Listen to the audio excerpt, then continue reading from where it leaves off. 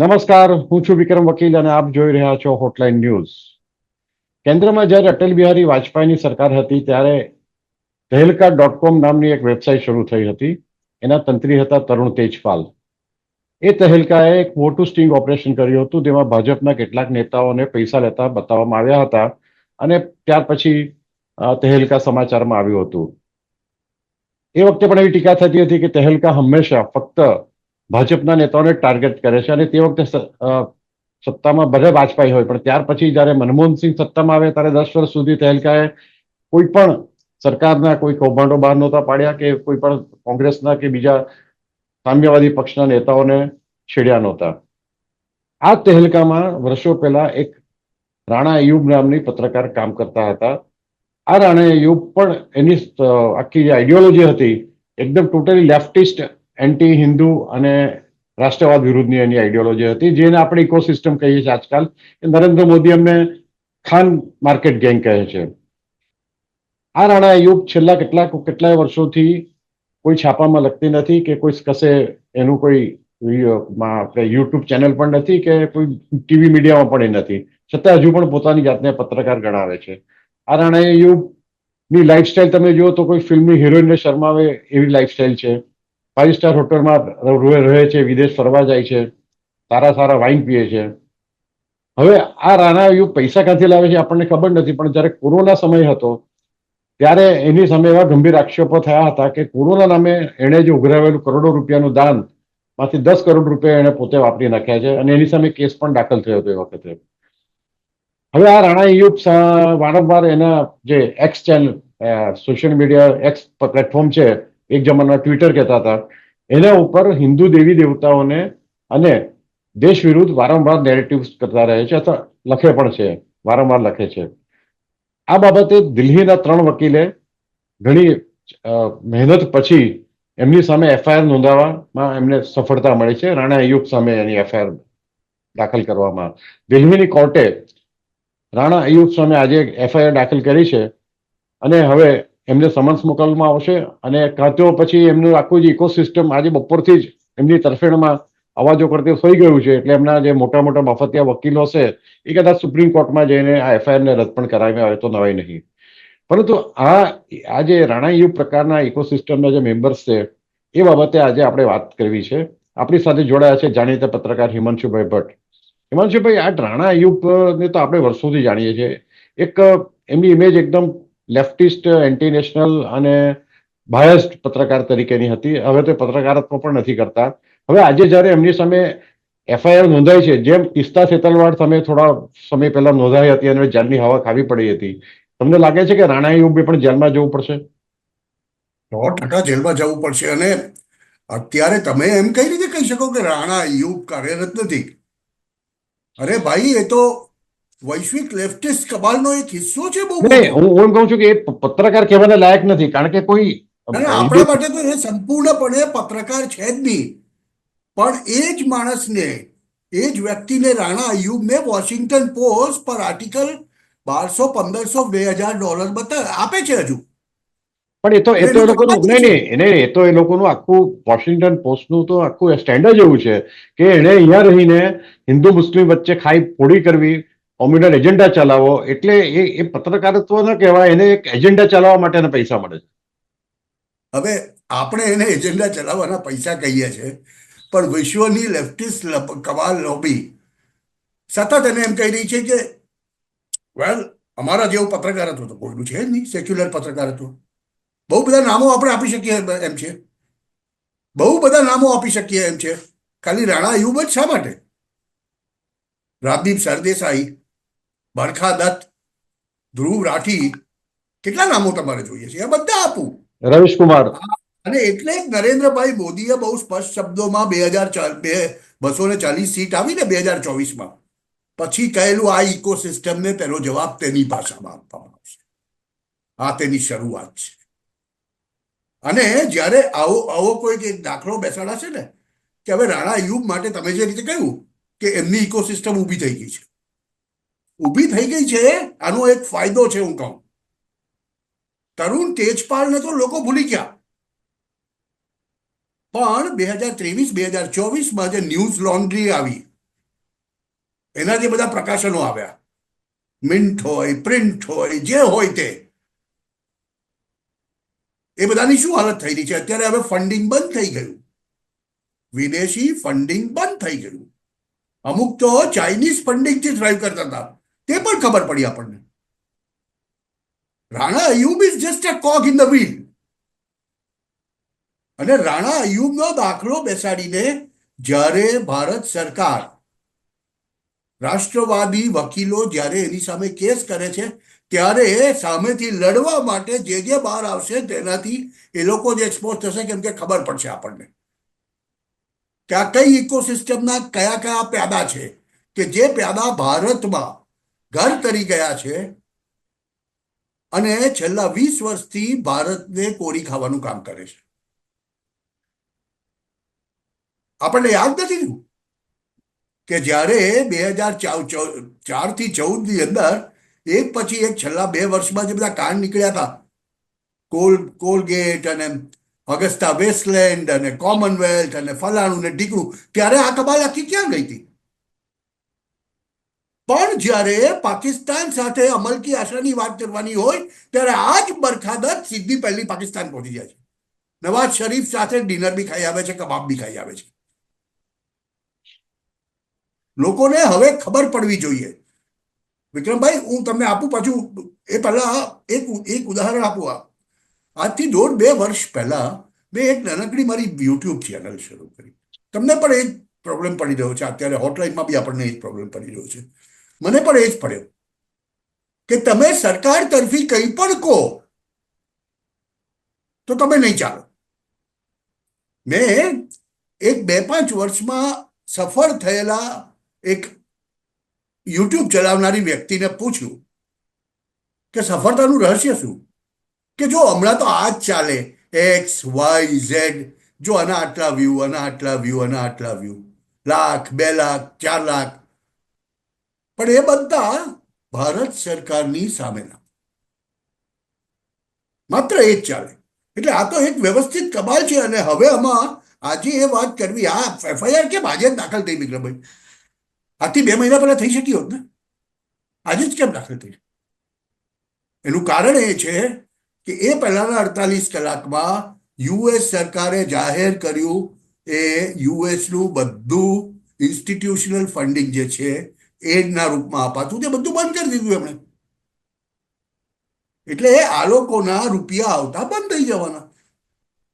રૂપિયા કે US government through નથી આવતા, જુદી જુદી સંસ્થાઓ થ્રુ આવે છે. આપણા દેશમાં તો ગાડીઓ કસાઈ ગયો છે FCRA નો, એટલે એનજીઓને પણ પૈસા મળવા બંધ થઈ ગયા છે, બીજા રૂપથી આવે છે. પણ જ્યારે સોર્સ છે તેને બંધ કરી દીધું કે હવે તો ખાલી ઇઝરાયલ અને ઇજિપ્તને પૈસા આપવાના છે લોકો, એ સિવાય દુનિયામાં કોઈને પૈસા આપવાના નથી. તમને યાદ હોય તો આપણા સમયમાં આપણે જ્યારે એમ્નેસ્ટી ઇન્ટરનેશનલની વાત કરતા હતા, જી બરાબર. એનજીઓની, એમ્નેસ્ટી ઇન્ટરનેશનલને કેટલા પૈસા કોણ મોકલતું હતું, ક્યાં સુધી મોકલતું હતું, જ્યાં સુધી એની પર બેન ના લાગ્યું ભારતમાં? યસ. અને આકાર પટેલ, આકાર પટેલ, એના એક જમાનાના પત્રકાર અને પછી એમ્નેસ્ટીમાં જોડાઈને મૂળ કામ તો એ લોકોનું બધાનું એક જ હતું કે રાઇટ વિંગ અથવા તો આપણે કે રાષ્ટ્રવાદી તત્વોની વિરુદ્ધ તોપના અડચા ફેરવીને ઘોડાઓ છોડવા. સીધી સાદી વાત છે સાહેબ. રામના અસ્તિત્વને જ્યારે કોઈ એક રાજકીય પાર્ટી પડકારતી હોય અને પછી એનું સમર્થન કરનારા પત્રકારો જો રામને, સીતાને, લક્ષ્મણને બાંધતા હોય, માફ કરજો આ શબ્દનો ઉપયોગ મારે નહીં કરવો જોઈએ પણ છતાં કરવો પડે છે, તો એ શેના કારણે કરે સાહેબ? અને હિમાંશુભાઈ, આપણે રાણા યુગ સામે જે એફઆઈઆર નોંધાઈ છે એમાં એની સાથે જે એમના જૂના ટ્વીટ્સ મૂકવામાં આવ્યા છે એમાં પણ એમણે ભગવાન રામને અને સીતાને બહુ જ બધી રીતે એમની મજાક ઉડાવી છે અને એમના વિશે ટિપ્પણીઓ કરી છે. સનાતનને લલકારવાનું, સનાતનને ગાળો દેવું એ લોકોનો વ્યવસાય બની ગયો હતો ભાઈ. પણ સનાતનને આમ ગાળો દેવાથી, આમ બીભત્સ રીતે ભાંડવાથી જો સનાતન મરી જવાનું હોત તો ક્યારનો મરી ગયો. ભાઈ સનાતન તો કેટલા હજાર વર્ષોથી ચાલે છે. તમારો ધર્મ અસ્તિત્વમાં નહોતો આવ્યો, તમારા ધર્મને અસ્તિત્વમાં આવ્યાને 1500 વર્ષ થયા, અને સનાતન કદાચ 15,000 વર્ષથી ચાલે છે. વૈશાલી ગણરાજ્ય, જો તમને યાદ આવતું હોય તો 4,000-5,000 વર્ષ પહેલાનું. અને ઇન્ડસ વેલી સિવિલાઇઝેશનની જો વાત કરતા હોય, હડપ્પા અને મોહેન્જો દરોની સંસ્કૃતિની જો વાત કરતા હોય, સનાતન સંસ્કૃતિ ત્યારથી ચાલી આવે છે. અને છતાં સનાતન નથી મળ્યું એનું કારણ જ એક છે કે સનાતન સહિષ્ણુ છે, ઓલ ઇન્ક્લુઝિવ છે. અને એટલે આ રાણા અય્યુબ જેવા ગમે તેટલા આવે. અને જુઓ તમે આજના જમાનામાં, આજના ભારતની અંદર જ્યારે રાષ્ટ્રવાદ વિચારની વિચારધારા સર્વોપરી જઈ રહી છે, રાષ્ટ્ર પર પહેલું, ત્યારે તમને વિદેશી સિંગરના ભરચક કોન્સર્ટની અંદર પણ વંદે માતરમ 1,40,000 લોકો ગાતા મળે છે. કેમ? એ જ એક દર્શાવે છે કે આ સીધો સાદો આઈડિયોલોજી, ભારતની સંસ્કૃતિ, ભારતનું હેરિટેજ જેને આપણે કહીએ, તેની ઉપર આ જાણી જોઈને વ્યવસ્થિત રીતે કરાઈ રહેલો પ્રહાર છે. અને એના એક ભાગ સ્વરૂપે રાણા અય્યુબ જેવા તત્વો, પેલો ધ્રુવ ચટ્ટી, જનવર સેફર્ડ, ચૂંટણી સમયે જે કરતો હતો તે શું હતું?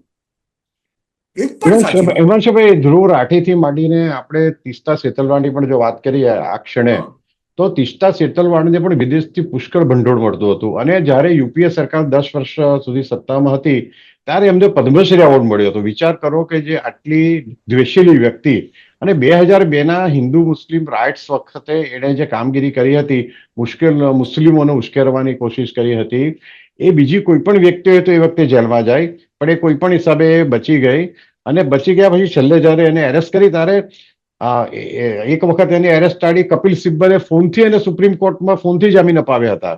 અને કારણ કે એ વખતે પોલીસ એને પકડવા પહોંચી ગઈ હતી, હાઈકોર્ટનો સ્ટે ઉઠી ગયો હતો ગુજરાતમાં, ત્યારે સુપ્રીમ કોર્ટે એને ફોન દ્વારા જામીન આપ્યા હતા. આ ભારતના ઇતિહાસમાં ન ભૂતો ન ભવિષ્યથી જેવો આખો જ્યુડિશિયલ ઇતિહાસનો કિસ્સો છે.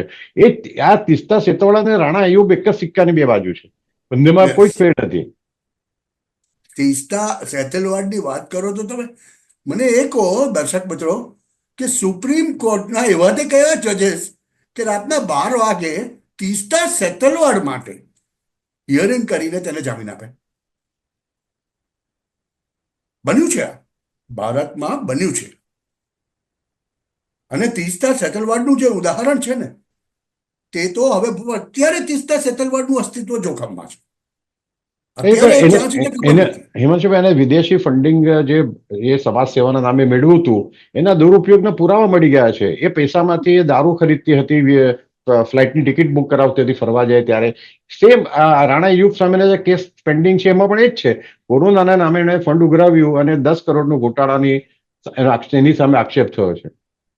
નહીં, પણ એ તો સમજી શકાય એવી બાબત છે વિક્રમભાઈ.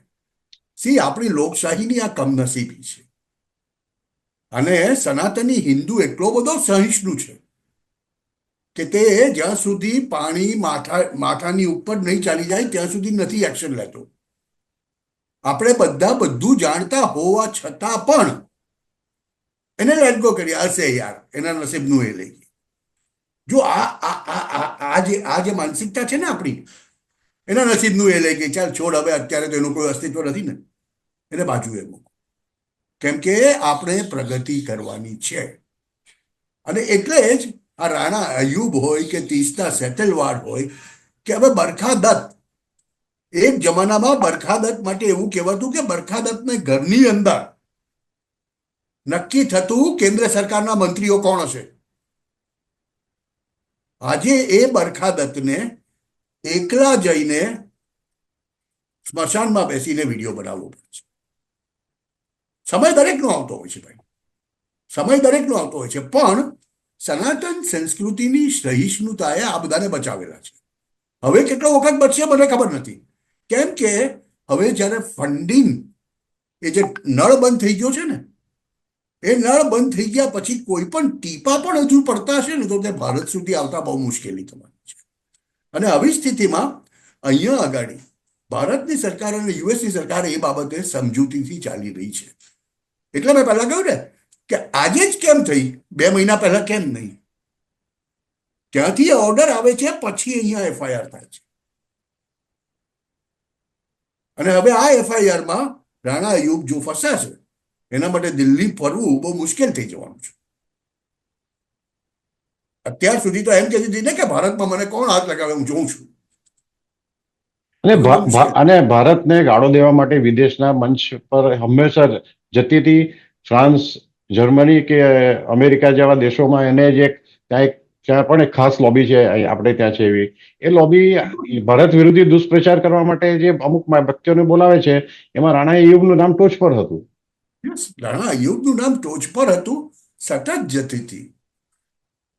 અને સતત ભારતની સંસ્કૃતિની, ભારતની વિરાસતની નેગેટિવ બાબતો બતાવવા માટે અને તેની ભર્ત્સના કરવા માટે જો કોઈનો ઉપયોગ થયો હોય તો ત્યાં રાણા અય્યુબ જેવા તત્વો. બીજી એક આપણે માહિતી આપી દઈએ આપણા દર્શક મિત્રોને કે આ રાણા અય્યુબે ગુજરાતના 2002ના રાઇટ્સ પર એક પુસ્તક લખ્યું હતું, ગુજરાત ફાઇલ્સ. બરાબર. આમાં એટલા બધા એમાં ગપ્પાના ગોટાળા હતા બધા. અને ત્યાર પછી એણે એમ કહ્યું કે મારી પાસે એક સ્ટિંગ ઓપરેશન છે, વિડીયો છે, જેમાં પુરવાર થાય કે 2002ના રાઇટ્સ માટે અમિત શાહ કે મોદી જવાબદાર છે. તો એ વિડીયો આટલા વર્ષો સુધી એને બહાર કેમ નહીં પાડ્યો? એ વિડીયો તારે તો નોકરી કરતી હતી કોઈ તહેલકામાં જ લગભગ. તહેલકાએ કેમ ન બતાવ્યો? તહેલકાએ એને આર્ટિકલ છાપવાની ના પાડી દીધી હતી. તહેલકા પોતે જ સામ્યવાદી વિચારસરણી વાળું હોવા છતાં. એટલે એમાં આ રાણા અય્યુબ પત્રકાર તરીકે પણ એની ક્રેડિબિલિટી કેટલી છે આપણને ખ્યાલ આવે આ કિસ્સા પરથી. પત્રકાર તરીકેની ક્રેડિબિલિટીની વિક્રમભાઈ તમે કઈ રીતે વાત કરી શકો આવી વ્યક્તિ માટે?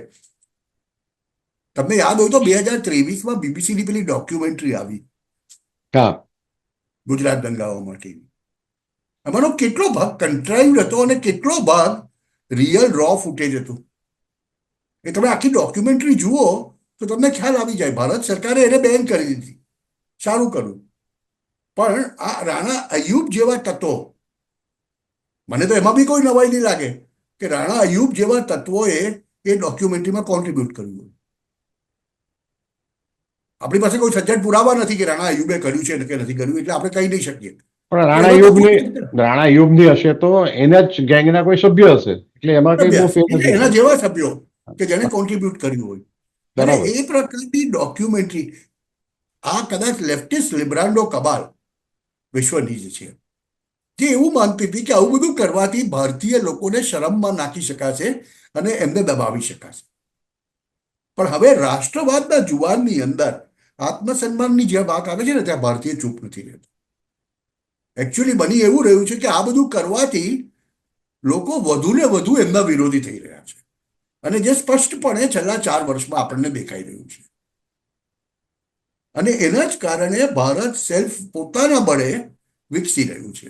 6.5-7% જે વિકાસ દર જે મળે છે આપણને, એની પાછળનું પ્રાઇમરી કારણ જ આ છે કે એવું કેમ કે આ તત્વો ભારતમાં, ભારતીય સમાજમાં હયાત હોવા છતાં 1,40,000 લોકો કોઈ સ્ટેડિયમમાં ભેગા થાય છે, ચૂ કે ચા નથી થતી.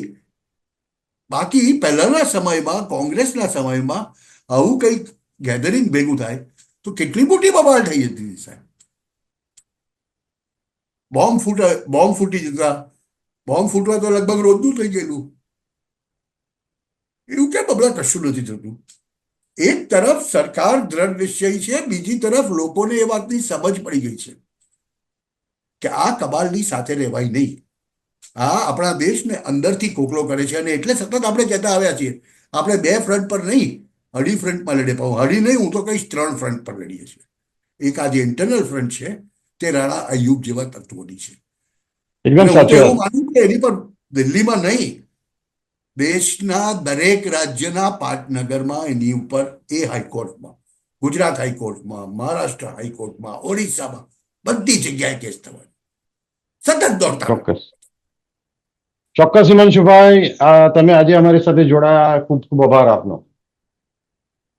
આવા પ્રકારના વિડીયો તમને જોવા ગમતા હોય તો હોટલાઇન ન્યૂઝ ચેનલને લાઇક, શેર અને સબસ્ક્રાઇબ કરો.